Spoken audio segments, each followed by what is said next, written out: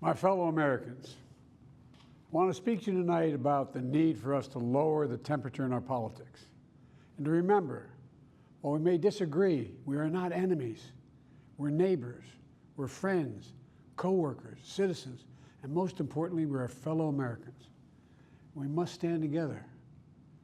Yesterday's shooting at Donald Trump's rally in Pennsylvania calls on all of us to take a step back. Take stock of where we are, how we go forward from here.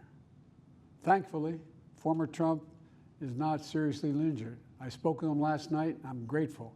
He's doing well, and Jill and I keep him and his family in our prayers. We also extend our deepest condolences to the family of the victims who was killed. Corey was a husband, a father, a volunteer firefighter, a hero, sheltering his family from those bullets. We should all hold his family and all those injured in our prayers. Earlier today, I spoke about an ongoing investigation. We do not know the motive of the shooter yet. We don't know his opinions or affiliations. We don't know whether he had help or support or if he communicated with anyone else. Law enforcement professionals, as I speak, are investigating those questions. Tonight, I want to speak to what we do know. A former president was shot, an American citizen killed, while simply exercising his freedom to support the candidate of his choosing. We cannot, we must not go down this road in America. We've traveled before throughout our history. Violence has never been the answer.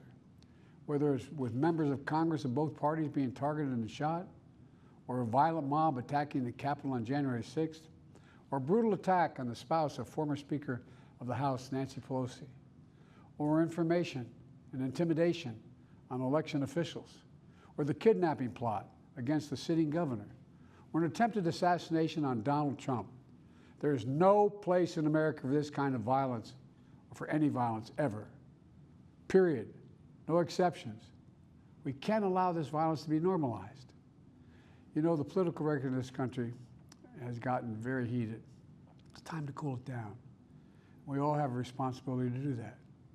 Yes, we have deeply felt strong disagreements. The stakes in this election are enormously high. I've said it many times that the choice in this election we make in this election is going to shape the future of America and the world for decades to come. I believe that with all my soul. I know that millions of my fellow Americans believe it as well. And some have a different view as to the direction our country should take. Disagreement is inevitable in American democracy. It's part of human nature.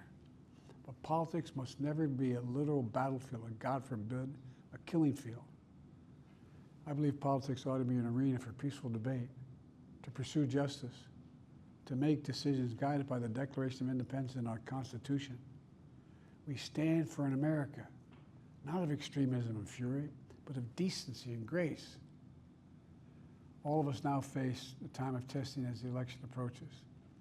And the higher the stakes, the more fervent the passions become. This places an added burden on each of us to ensure that no matter how strong our convictions, we must never descend into violence.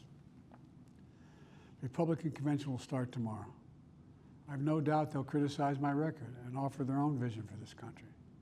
I'll be traveling this week making the case for our record and the vision, my vision of the country, our vision.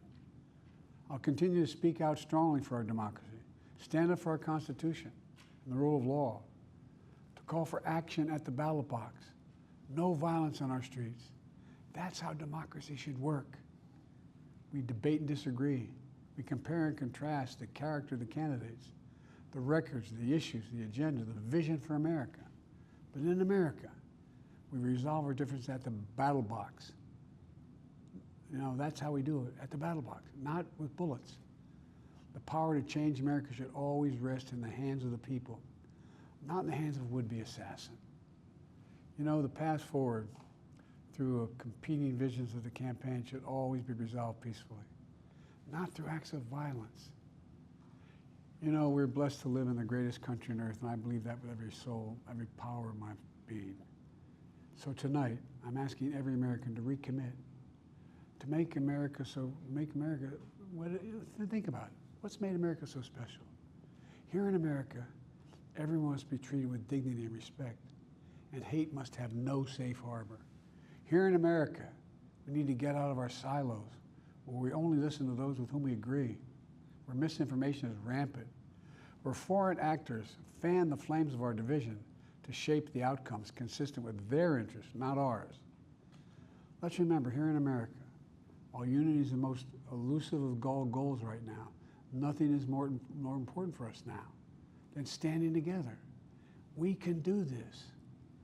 You know, from the beginning, our founders understood the power of passion. And so they created a democracy that gave reason and balance a chance to prevail over brute force. That's the American we must be. An American democracy where arguments are made in good faith. An American democracy where the rule of law is respected.